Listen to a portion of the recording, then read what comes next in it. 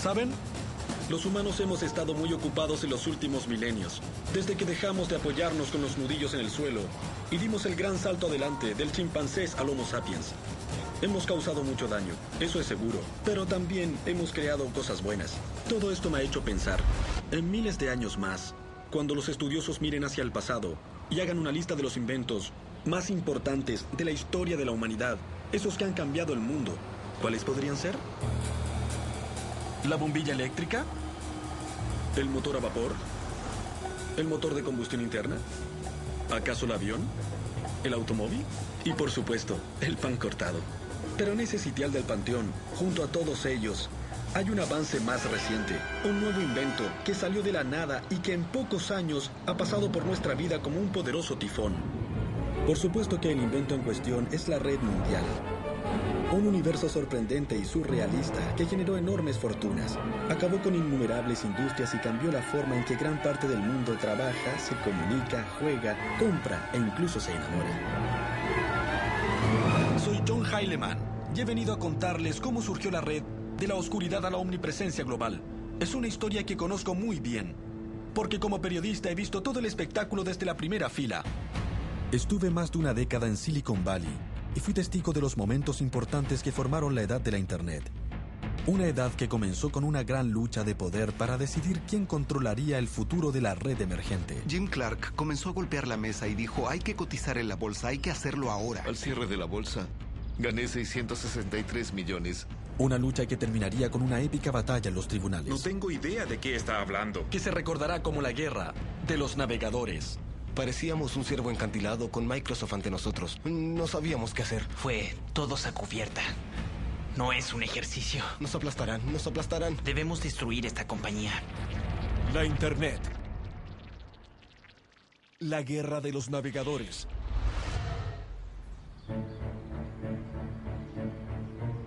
Hoy estamos acostumbrados a la red con diseños gráficos y sonidos, donde un clic del ratón puede enviarnos por un nuevo camino. Quizás dónde terminaremos. Diablos. Pero a comienzos de los 90, la red era muy diferente.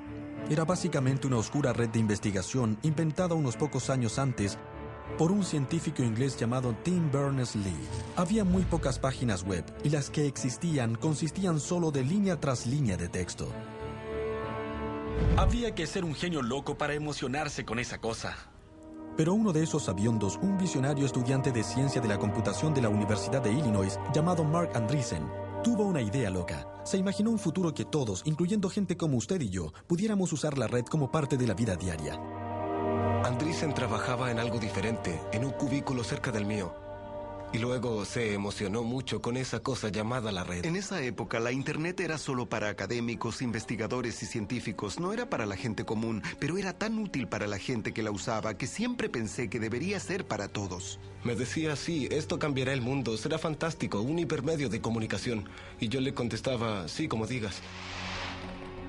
Tal vez Andreessen era el más emocionado, pero pronto él y unos colegas de programación estaban trabajando para hacer que la red fuera más fácil de usar y agregaron imágenes, fotografías y capacidad de audio y video. El fruto de sus esfuerzos fue esto: un sencillo software de apuntamiento y clic, el primer navegador gráfico del mundo. Hoy cada vez que usan la Internet, usan a uno de sus descendientes. En el otoño de 1993, los sabiondos de Illinois establecieron Mosaic Online y lo declararon un regalo gratuito para la humanidad. ¿Y qué regalo resultó ser? Cuando pusimos el anuncio en nuestro sitio, en esa época era Usenet, solo dijimos, ¿alguien se interesa en ser parte de algo notable? Recibí 12 respuestas y mandé el navegador a 12 personas. Se extendió como un virus de 12 a 100, a 1000, a 10,000, a 100,000, a 1 millón, a 10 millones. Ese fue el momento en que la Internet pasó de la oscuridad a la omnipresencia, de ser un juguete y herramienta para científicos a un auténtico medio de comunicación. Un grupo de chicos, adictos a la computación, había comenzado una revolución. Pero antes de que Mosaic pudiera ser realmente global, al igual que Bill Gates y Microsoft, necesitaba un ingrediente más. Un gigantesco montón de dinero. Este edificio extremadamente caro fue un regalo para la Universidad de Stanford, de parte de un hombre, uno de sus ex profesores, Jim Clark. Clark, un chico pobre de Texas, no terminó la escuela y acabó siendo profesor de computación en Stanford. Fundó la empresa Silicon Graphics, que lo convirtió en una leyenda en el Valley. Le gustaban los autos rápidos, los vinos caros, los juegos peligrosos en el aire, como volar un avión de acrobacias. Cuando nos conocimos, me llevó en un helicóptero y casi nos mata a los dos. Clark recién había dejado Silicon Graphics y buscaba algo nuevo, algo grande. Cuando vio Mosaic, se convenció de que lo había encontrado. Había pasado muchos años pensando sobre la convergencia de los medios de comunicación con la tecnología digital. Así que en cierto modo se cristalizó en mi mente que la Internet y la red mundial finalmente serían los que iniciarían esa convergencia. Clark no perdió tiempo y se puso en contacto con Mark Andreessen, recién graduado de la universidad, y se lo llevó de Illinois directo a un trabajo en Silicon Valley. En el 94 recibí un correo electrónico de Jim Clark. Me decía que comenzaría una nueva compañía de software y si quería conversar con él. Rompí mi regla de no levantarme antes de mediodía y desayunamos a las 7 a.m. En los meses siguientes, Mark y Clark se hicieron inseparables mientras pensaban en cómo convertir Mosaic en una empresa comercial. Pero era algo que no podían hacer solos. Necesitaban un equipo y pronto fueron a Illinois en un viaje de reclutamiento que significaría el comienzo de la edad de la Internet. Subimos a un avión, llegamos tarde y nos encontramos en una pizzería. Comimos y bebimos cerveza y hablamos en general de lo que pensábamos.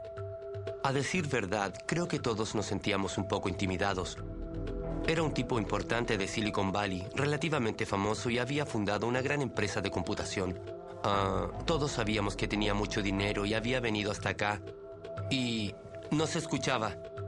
En esa época no tenía un concepto de cómo ganar dinero. Pero como en otras cosas, si hay mucha gente que usa algo, si había logrado 1 millón de usuarios en un periodo de 9 meses, tenía que haber una forma de ganar dinero. Pero esos chicos lo ignoraban. Pero lo que le importaba a Clark era incorporar a los genios locos de Illinois y les hizo una oferta que ni siquiera habían soñado. Todos estábamos impresionados, un poco confundidos. Yo estaba en el penúltimo año de la universidad y recibir una oferta de trabajo por esa cantidad de dinero antes de graduarme era como para emocionarse, ¿no lo creen? ¿Quién podía rechazar algo así? Parecía obvio que el navegador de la red cambiaría el mundo. Tal vez Jim Clark captara el concepto, pero la mayoría no lo hizo, incluyendo también una persona que debió notarlo: Bill Gates. Bill Gates era cofundador y presidente ejecutivo de Microsoft, la compañía de alta tecnología más importante y más rentable. En el curso de 2 décadas, Microsoft estableció un cuasi monopolio sobre los sistemas operativos y usó ese monopolio para controlar con mano de hierro toda la industria. La red era el ciberespacio usado como una carretera amplia, veloz, que podía llevarnos a cualquier parte que nos guiara la curiosidad. Pero Bill Gates creía que en esa carretera había que pagar peaje, que Microsoft sería el recaudador y nosotros pagaríamos por conducir. Muchas gracias. El sistema en línea de Gates se llamaba Microsoft Network. ¡Qué sorpresa! En 1994 mucha gente supuso que tendría éxito en imponerlo al mundo, como generalmente lo hacía.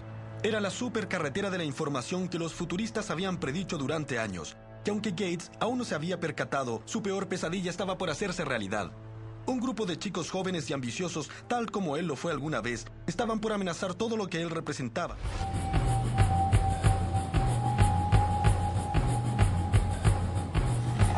Brillante, de lentes y obsesionado por las computadoras desde su infancia, el camino de Bill Gates para convertirse en la figura más poderosa de la tecnología comenzó en 1975, cuando a los 19 años abandonó Harvard para comenzar Microsoft con Paul Allen, su amigo de la secundaria. La visión de Gates era simple y muy ambiciosa.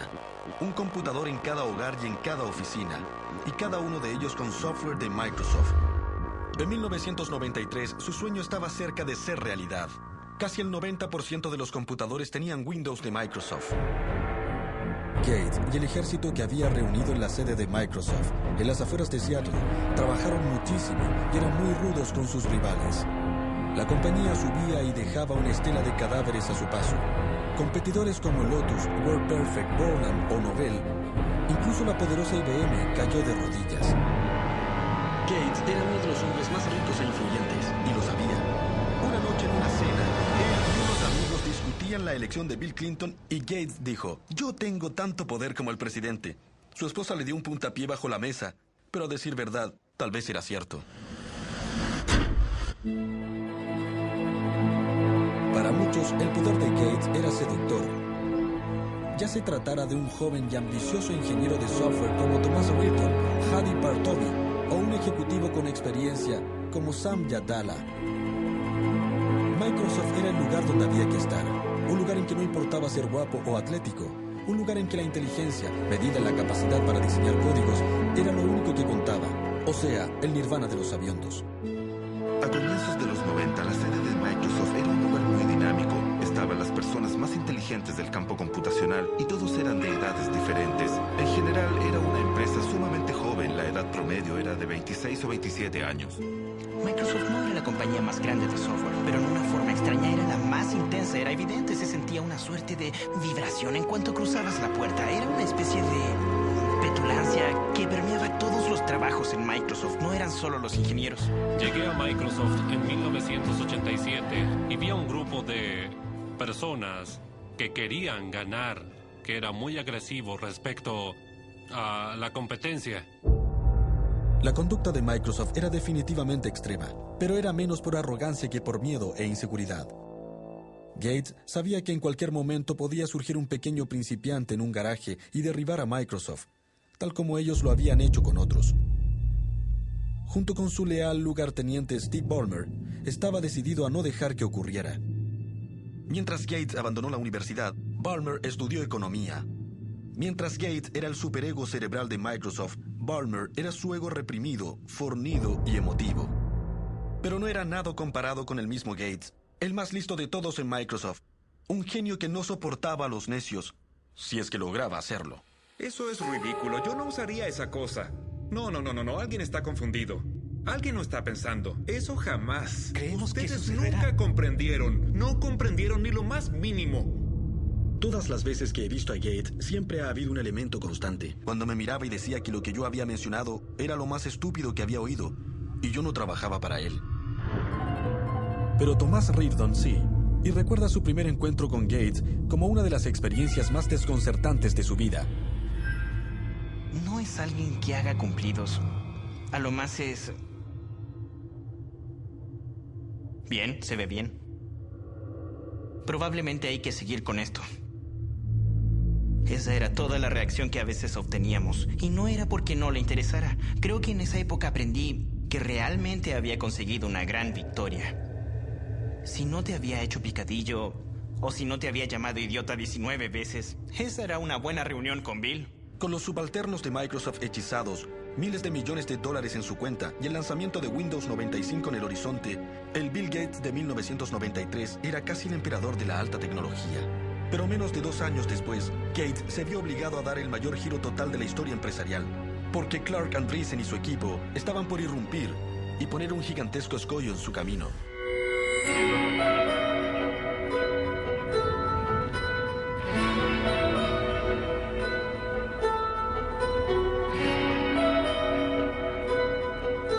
Ciertas partes del mundo son como imanes para algunas personas. Los Ángeles para los actores, Las Vegas para los jugadores, París para los artistas. El trecho de 50 kilómetros entre San Francisco y San José siempre ha sido un imán para los interesados en tecnología. En el verano del 94, este lugar se había convertido en la sede de Jim Clark y su banda renegada de pioneros navegadores de la red.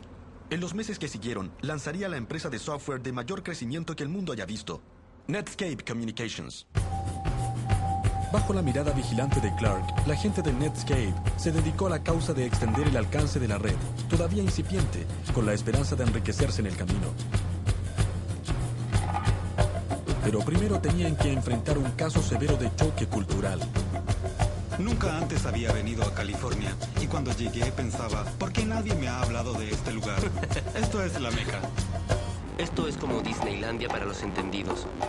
También fue una idea brillante sacar a varias personas de su medio conocido e insertarlos en la nueva compañía que nacía, porque no sabíamos hacer otra cosa sino trabajar. El plan era simple.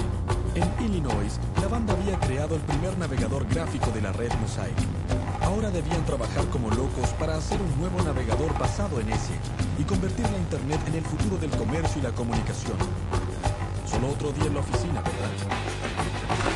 Creo que el objetivo, tal como me lo dijeron a mí y al resto del grupo, era conquistar el mundo lo más rápido posible. Nada excepcional, nada demasiado grandioso, solo había que hacer un software tan atractivo y tan fantástico que habría que ser un necio para no desearlo. Todos en Netscape sabían que el tiempo era esencial. Día a día la red se hacía cada vez más popular. El temor era que otra compañía viera su potencial y lanzara un navegador antes de que Netscape pudiera hacerlo.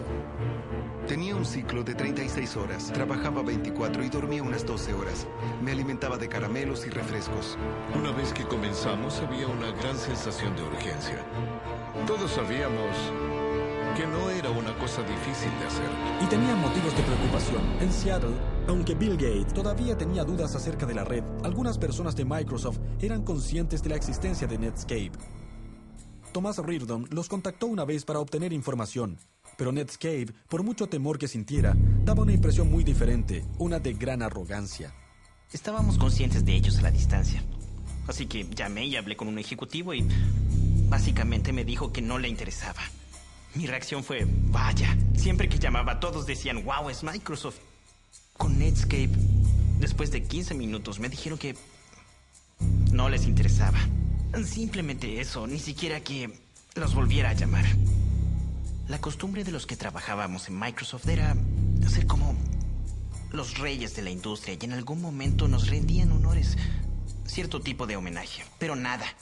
Era obvio que culturalmente Netscape ya entonces percibía a Microsoft como el enemigo. El 13 de octubre de 1994, después de meses de codificación sin parar, Navigator, el nuevo navegador de la red de Netscape, por fin llegó al público.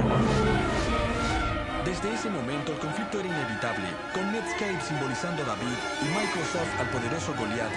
Uno pensaría de que David no tenía mucha oportunidad en esa pelea, pero desde que Netscape lanzó Navigator, este fue un éxito instantáneo y arrollador.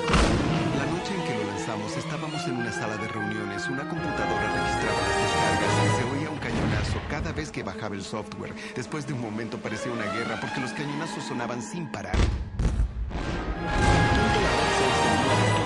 Como un incendio. La edad de la Internet había comenzado y no tenía nada que ver con Microsoft.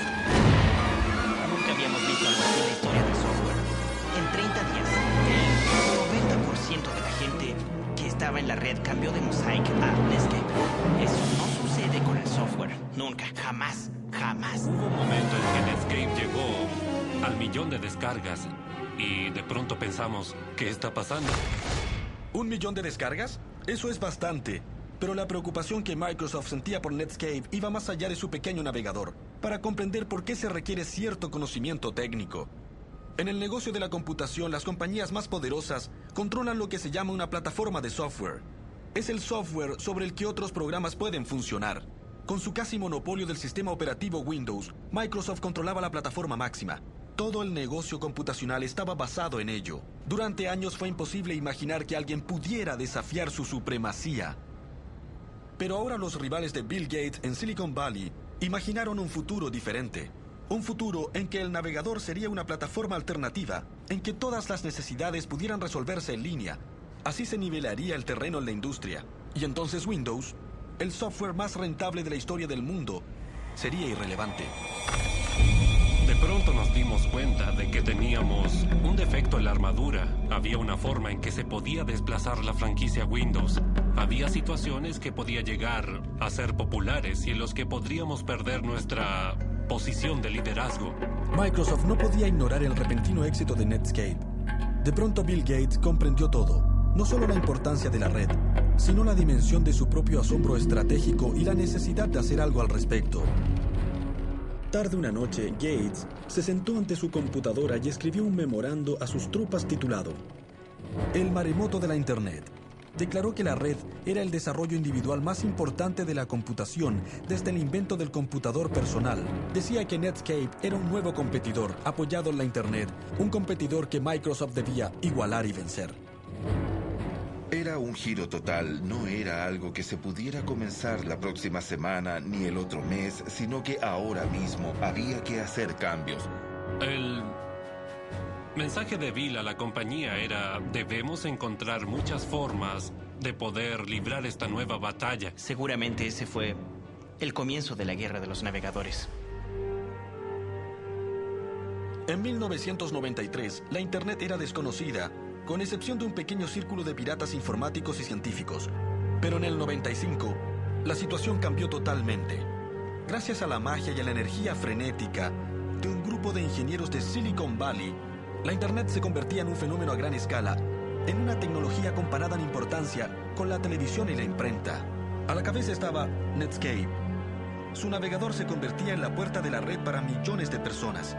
La compañía tenía un presidente ejecutivo respetable y los ingresos aumentaban. El futuro se veía muy brillante, ¿o no? Este hombre pensaba que no. Se llamaba Gary Riva y es un conocido abogado antimonopolio de Silicon Valley, quien en 1995 estaba ejercitándose para la pelea de su vida. Como muchos en el valle, sabía que Bill Gates vendría por la Internet y sabía mejor que nadie, después de toda una carrera peleando con Microsoft y representando clientes de Silicon Valley, que cuando Gates venía por tu negocio, una cosa era segura: había sangre. Ahora Netscape había contratado a Riva. De inmediato vio que la nueva compañía había subestimado terriblemente la amenaza que enfrentaba. Netscape suponía que Microsoft se vería obligada a obedecer la ley, o que alguien los obligaría a obedecer la ley. Me imagino que no es algo excesivo, porque si alguien comienza un negocio, no espera que su competidor le queme la fábrica o vaya donde los distribuidores y los amenace con eliminarlos del mercado si distribuyen otro producto. Pero les diré algo, eso fue lo que hizo Microsoft. El problema era que Microsoft y Bill Gates veían a la nueva compañía como la amenaza principal a su dominio. En el primer golpe de esta guerra, Gates envió a un grupo especial que incluía a Thomas Reardon para una reunión detrás de las líneas enemigas, aquí, que en esa época era la sede corporativa de Netscape. El resultado fue una de las reuniones más controvertidas de la historia de los negocios modernos. Sabemos que la reunión entre Microsoft y Netscape se llevó a cabo aquí, pero lo que se dijo a puertas cerradas sigue siendo tema de un debate intenso. La versión de Microsoft es más o menos así. Fuimos allá en junio, en el verano del 95, y tuvimos una reunión muy amplia de cómo podríamos trabajar con Netscape, cómo podríamos trabajar con los servidores, los navegadores, y de qué modo Microsoft Word podría trabajar con el software de Netscape. Fue una conversación muy amplia que duró unas 6 horas. Hablamos todo el día. Fue interesante, fue una reunión sencilla y sin problemas. Eso no suena tan mal, pero la versión de Netscape es un poco diferente. En una reunión les hicieron una oferta, y la oferta fue: yo gano y tal vez estés allí, o yo gano y tú no estarás allí. Esas fueron las dos opciones que les dieron. Fue como esa escena del Padrino. A Netscape le hicieron una oferta que no podía rechazar. Yo era un bebé. Algunos de los chicos y yo fuimos allá y es cierto, amenazamos a Netscape como en El Padrino. Es absurdo por donde se mire. Microsoft nos ofreció $1 millón por acceso ilimitado a toda nuestra tecnología en un solo pago. En esencia nos dijeron: les compraremos todo el negocio por $1 millón. Tómenlo o déjenlo, pero si lo dejan, copiaremos todo lo que hagan. Recuerdo que en ese momento pensé: si esto no es ilegal, debería serlo. Si lo que Netscape decía era verdad, significaba que Microsoft había quebrantado la ley antimonopolio, para ser más preciso. La esencia de esa ley es regular la conducta de las compañías que tienen un monopolio, lo que muchos expertos decían que era el caso de Microsoft con su sistema operativo Windows. Pocas horas después de la reunión, Netscape le dio instrucciones a Gary Riva para que avisara al Ministerio de Justicia sobre lo que había pasado y comenzara el trabajo preliminar para una demanda contra Microsoft. Pero Thomas Reardon olió algo sospechoso. ¿Por qué Netscape tenía un abogado antimonopolio y no cualquier abogado, sino el legendario Gary Riva? El hombre conocido, famoso, por ir durante años tras Microsoft e instigar una demanda del gobierno en contra de la compañía. Sabíamos que nos habían engañado, que todo fue planeado. ¿Una teoría paranoica? Sin duda. En esa época Netscape era la compañía de alta tecnología más popular. ¿Por qué necesitaba engañar a Microsoft? En Wall Street, los analistas y banqueros habían comenzado a dar sus pronósticos y hablaban de las brillantes posibilidades de Netscape si salía a la bolsa de valores. Miré nuestras proyecciones para Netscape y me di cuenta de que era posible que fuera la compañía de software de mayor crecimiento de la historia. Jim Clark comenzó a golpear la mesa y dijo, hay que cotizar en la bolsa, hay que hacerlo ahora. Y todos le dijimos, ¿en serio? ¿Estás seguro? Casi se podía predecir que tendríamos al menos un ingreso de 60 u 80 millones. Un momento, esperen un minuto, pensemos en esto. Antes de Netscape, la regla estándar de Wall Street era que una compañía necesitaba al menos un año, ojalá 2, de obtener ganancias fuertes antes de pensar en cotizar en la bolsa. Pero en 1995, Netscape solo llevaba un año de existencia. No tenía un centavo de ganancias y no tenía idea de cómo lograrlas. Según Jim Clark, el motivo para cotizar en la bolsa era porque quería una gran ganancia para construir el yate computarizado más grande del mundo. En esas circunstancias, era una locura salir a la bolsa, ¿no creen?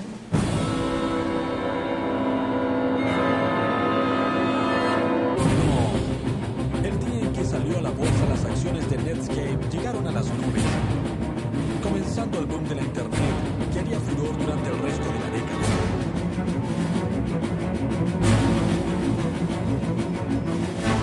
Yo me encontraba en el parque y fui a hablar con nuestro corredor David Slade y Marta Solda, el encargado de nuestro escritorio. Se paró frente a mí y literalmente impidió que me acercara a Dave. Le pregunté qué pasa. Me contestó, hay un enorme volumen de transacciones y Dave necesita toda la concentración que pueda conseguir. Comenzamos a ver mayor cotización de la historia, mayor crecimiento. Todos dijimos, en verdad le gustamos a la gente.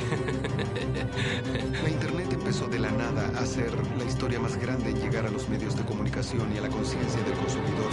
En ese momento fue cuando el nivel de atención simplemente rompió los mundos. Yo había invertido 5 millones en la compañía y el día de la cotización al cierre de la bolsa era de 663 millones. Justo lo suficiente para que Clark comprara su yate y suficiente para que Netscape fuera una empresa cotizada en la bolsa con acciones a $120, tiene evaluación de más de 2.000 millones. Los ingenieros de Netscape, jóvenes veinteañeros, eran ahora sabiendos famosos sumamente ricos. Por supuesto que se les subió la cabeza. Obnubilados por su éxito, comenzaron a pensar que eran invencibles. Trataban incluso a sus aliados con indiferencia. ¿Y a sus enemigos? A uno en particular. Quebrantaron una de las reglas fundamentales de Silicon Valley, no burlarse del gigante. En la época en que nadie osaba insultar a Microsoft, Marc Andreessen no dejaba de declarar a la prensa su desprecio por esa compañía. En muchas ocasiones Marc Andreessen dijo claramente que Microsoft no lo impresionaba, que además el software no era de gran calidad y que Windows estaba muerto. Una de sus declaraciones fue que Windows terminaría siendo una serie de controladores mal depurados. ¿Una serie de controladores mal depurados? ¿Qué significa eso? Para gente como usted y yo, no suena tan mal. Pero si es un ingeniero que habla en tecnicismos, el comentario de Marc Andreessen equivalía a una ofensa a Bill Gates. Y le siguió justo el juego a Bill Gates, alentando a Microsoft en una guerra incipiente contra Netscape. Para los desarrolladores de Windows, que eran algunos de los mejores del mundo, que alguien llamara a su bebé una serie de controladores mal depurados era un golpe bajo. Fue algo muy insultante y realmente los motivó a seguir. Yo puse personalmente fotos de los ejecutivos de Netscape en los pasillos con sus declaraciones. Algo que motivara a todos para que supieran que esas eran las personas con quienes luchaban. Luego comenzaron a aparecer artículos que decían Netscape, la nueva Microsoft. Y la reacción fue, no, nosotros somos Microsoft, somos la nueva Microsoft. En diciembre de 1995, con sus ingenieros deseosos de pelear y las emociones a flor de piel, Gates anunció al mundo que tenía Netscape en la mira. Microsoft planeaba llevar a la compañía de Clark y Andreessen a una muerte temprana, con un navegador propio, Internet Explorer. Microsoft rápidamente organizó una conferencia de prensa y una reunión de analistas en Seattle. Lo hicieron con toda intención en la fecha del aniversario de Pearl Harbor y lo llamaron el Día de Pearl Harbor.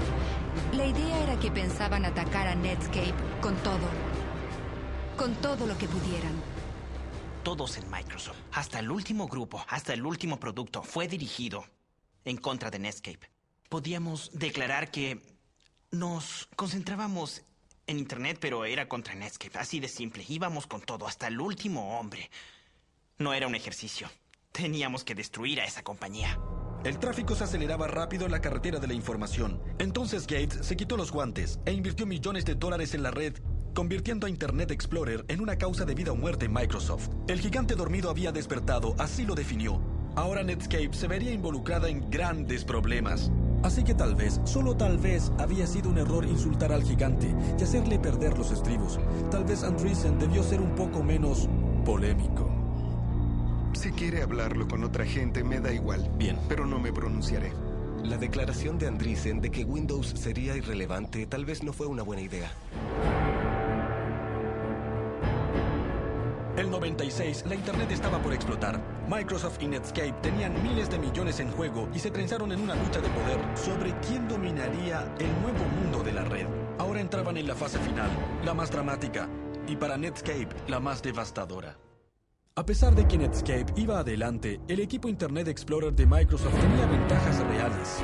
Enormes recursos financieros, reservas de talento y un líder, Bill Gates, que estaba dispuesto a todo, incluso a quebrantar la ley, para aniquilar a Netscape, la nueva compañía que ahora reinaba en la red, que fascinaba al público y que amenazaba con socavar el reino del miedo de Microsoft.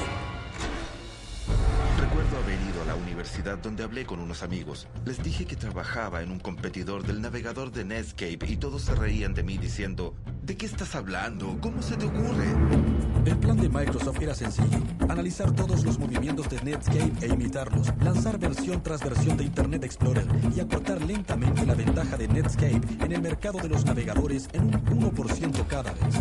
Mi día típico era, me levantaba, le daba desayuno a los niños y a la guardería. Llegaba al trabajo como a las 9:30 y me quedaba hasta las 3:30 de la madrugada. Llegaba a casa, dormía 4 horas, me levantaba, desayunaba, llevaba a los niños y trabajaba de 9:30 a 9:30. No nos pagaban extra comparado con otros empleados de Microsoft. Solo teníamos que nuestro producto perdiera. No solo los ingenieros trabajaban como si su vida dependiera de ello. Gates también tenía otra arma formidable a su disposición: su oscuro ejército de vendedores. Reservados, implacables y a veces solapados. Su misión era clara: sacar el navegador de Netscape del negocio fuera como fuera. Cortarle el suministro de aire, como dijo alguien de Microsoft, y obligar a los consumidores de Microsoft a usar el Internet Explorer.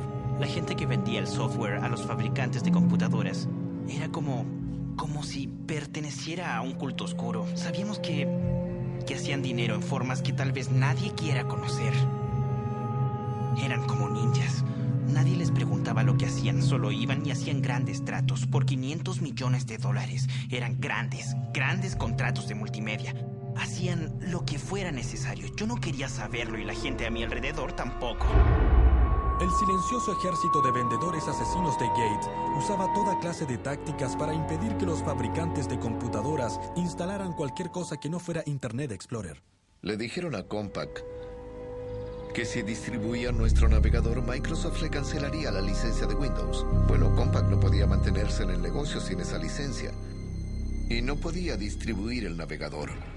Digan lo que digan sobre el juego sucio de Microsoft, este estaba funcionando. Ambas compañías iban cabeza a cabeza con una versión tras otra de sus navegadores, pero la parte del mercado de Internet Explorer crecía en forma continua y Netscape sentía que Microsoft la estaba alcanzando. No teníamos ninguna posibilidad de error. Si no cumplíamos con un plazo, nos pisaban los talones. De modo que era muy difícil. Éramos como un ciervo frente a unos reflectores. ¿Qué hacemos? ¿Qué hacemos? Nos aplastarán, nos aplastarán. La sensación de muerte inminente de Netscape se vio agravada por otra cosa. Si la compañía quería realizar su potencial, tenía que obtener ganancias, de modo que cada centavo era valioso. Pero Microsoft tenía miles de millones de dólares en el banco, lo que le permitió hacer algo extraordinario. En vez de cobrar por su navegador como Netscape debía hacerlo, Microsoft entregó gratis el Internet Explorer, integrado en forma perfecta en el sistema operativo de Windows. Con Explorer 4 se terminó. Ya no era más ganaremos. Con Explorer 4 teníamos más del 80% de los usuarios. En septiembre del 97, la guerra había terminado. Microsoft había triunfado. Netscape se tambaleaba, su negocio daba tumbos, su supervivencia era dudosa. Para celebrar el lanzamiento del Explorer 4, Bill Gates dio una fiesta en honor de los guerreros que crearon su navegador. Pero en vez de hacerla aquí, en Seattle, decidió que un lugar mucho más adecuado sería San Francisco, el corazón del territorio de Netscape. Durante la celebración, Thomas Reardon y sus colegas ebrios se fijaron en un símbolo de 3 metros de Internet Explorer que estaba en el vestíbulo y tuvieron una idea diabólica, aunque beota. Subimos esa enorme que pesaba, no sé, cientos de kilos a un camión y realmente ni siquiera la pudimos amarrar al camión. Después de asegurar la gigantesca al camión, la gente de Microsoft le pagó a un conductor para que los llevara hasta Silicon Valley. Lo arrojaron aquí, en la fuente de Netscape, y regresaron tambaleándose al hotel. ¿Una broma juvenil? Por supuesto, pero también fue un símbolo adecuado. Desde ese momento todo fue cuesta abajo para Netscape. Un año después, su parte del mercado era inferior al 10%. La compañía que introdujo la edad de la Internet resultó adquirida por otra más grande pero menos atractiva, AOL. Teníamos la sensación de que estábamos haciendo algo duradero, pero cuando terminamos en AOL, todos sentimos que se había acabado, que era el fin, que no iba a durar. Eso fue bastante duro. Jim Clark también estaba decepcionado por la muerte de Netscape, pero tenía una cierta manera, más bien varios millones de maneras de consolarse. Invertí 5 millones en la compañía. Y al final gané cerca de 2.000 millones. Esa es una ganancia mayor a la esperada. Todos los ingenieros de Netscape también ganaron unos cuantos millones, pero al final se quedaron pensando en lo que pudo ser. Saben, no éramos nada. Éramos mucho mejor que eso. Sí, éramos mucho mejor. Habríamos sido perdedores amables. No, habríamos sido malvados. Ahora simplemente lo sé, pero nunca tuvimos en verdad la oportunidad de serlo. Jim Clark y su banda de codificadores terminaron derrotados, aunque para ellos la guerra había terminado. Pero para Microsoft y Gates era todo lo contrario. Enfrentarían a un enemigo mucho más grande y más implacable que Netscape. Un enemigo muy diferente a todos los que Gates había enfrentado. No residía en Silicon Valley y no distinguía el software de nada, pero amenazaría con dividir a Microsoft. El enemigo era el gobierno, que ahora creía que Gates no era un héroe, sino un terrorista tecnológico. Estamos en 1998 y el Ministerio de Justicia de Estados Unidos, incitado por los enemigos de Microsoft en Silicon Valley, y en especial por Netscape y su abogado sabueso Gary Reback, ha comenzado un histórico juicio antimonopolio en contra de la compañía de Bill Gates. El gobierno ha acusado a Microsoft de usar su monopolio de Windows para llevar a cabo una serie de prácticas comerciales de exclusión que impedían que los consumidores tuvieran acceso a los productos de Netscape con el fin de poder así eliminar a la joven compañía. Con el futuro de Microsoft pendiente de un hilo, el hombre que se había declarado tan poderoso como el presidente veía a su compañía ante los tribunales acusada de quebrantar la ley y se veía a sí mismo forzado a hacer una declaración maratónica grabada en video. Le habían hecho preguntas y filmado sus respuestas antes del juicio. Creo que eso fue nuevo para Bill Gates, que alguien le hiciera preguntas difíciles y que él no pudiera responderlas. Usted escribió aquí de gran importancia. No. No, yo no escribí eso. Bien. ¿Quién escribió la palabra gran? Una computadora. Ahí estaba el hombre más rico del mundo. Como el público nunca lo había visto antes, petulante, pasivo-agresivo, ofuscador y engañoso, como un tinterillo, un pedante, un amnésico, un bebé. Nunca he visto un timbre así y nunca he usado un timbre así. ¿No ha visto un timbre como ese en todos los documentos que le han mostrado en esta declaración? ¿Podrían traerme todos los documentos? Solo una pérdida de tiempo. Es una pérdida de tiempo. No sabía a qué se refería cuando dijo preguntar. En esas grabaciones dio la impresión de no estar diciendo realmente la verdad. En los tribunales, el gobierno mostró a Gates en una pantalla negando todo conocimiento de la infame reunión de junio de 1995 con Netscape y diciendo: no tenía idea de lo que Netscape estaba haciendo, pero luego se presentó ante la corte un correo electrónico enviado por Gates a unos altos ejecutivos de Microsoft en el que delineaba su estrategia para tratar con Netscape. Gates declaró que pensaba que creía que existía la posibilidad de hacer un buen trato con Netscape y que tal vez Microsoft debía comprar una parte de ellos o algo así, y agregó que realmente le gustaría que eso ocurriera. ¿Teníamos gente que ejerció mucha presión e impuso tratos que no deberían haber hecho? Yo diría que sí, creo que lo hicimos.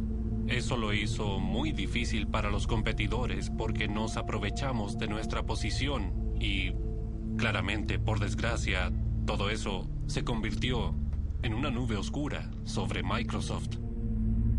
Una demanda por ser anticompetitivo significa que tratábamos de perjudicar a los consumidores, pero mi trabajo diario siempre fue hacer un mejor producto para que la gente que yo conocía, mi madre, mi hermano y todos mis amigos pudieran usar mi producto porque era mejor. En junio del año 2000, el juez federal encargado del caso Microsoft dio su veredicto final. Culpable, culpable, culpable. Y recomendó que la compañía se dividiera, lo que hizo que el valor de las acciones bajara en $30 millones de la noche a la mañana. El veredicto hizo que el equipo de Internet Explorer abandonara las alturas en que volaba y se precipitara a tierra. Fue aún más duro en Bill Gates. El juicio golpeó duramente al jefe de Microsoft, lo agotó, lo aplastó, se enfermó físicamente. En una ocasión, un miembro del directorio de Microsoft me dijo que Gates se había puesto a llorar en una reunión. Sin embargo, una corte de apelación federal decidió que el veredicto era demasiado duro y rescindió la orden de dividir la compañía en dos, aunque estaba de acuerdo en que Microsoft había quebrantado sistemáticamente la ley. Para muchos, parecía que Microsoft se había salido otra vez con la suya. Pero ahora parado aquí, en Stanford, frente al edificio Gates de Ciencia Computacional, muy cerca del edificio que donó Jim Clark, la historia no parece tan simple. Cuando el juicio terminó, Gates cedió el puesto de presidente ejecutivo de Microsoft a su número 2, Steve Ballmer, y pronto comenzó a concentrar más y más tiempo y esfuerzo en sus intereses filantrópicos en la Fundación Gates. Es evidente que tal como J.D. Rockefeller, el varón del caucho de antaño, Gates puede terminar cambiando el mundo con su caridad, tal como lo hizo con Microsoft. Lo que también está claro es que Microsoft ya no es la fuerza que era antes. La actitud de vaquero y las bravatas que definieron a la compañía en los primeros años no existe.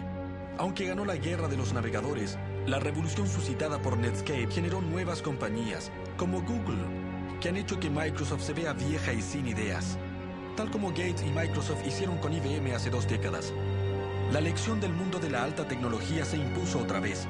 Incluso los imperios más poderosos pueden desaparecer con un clic.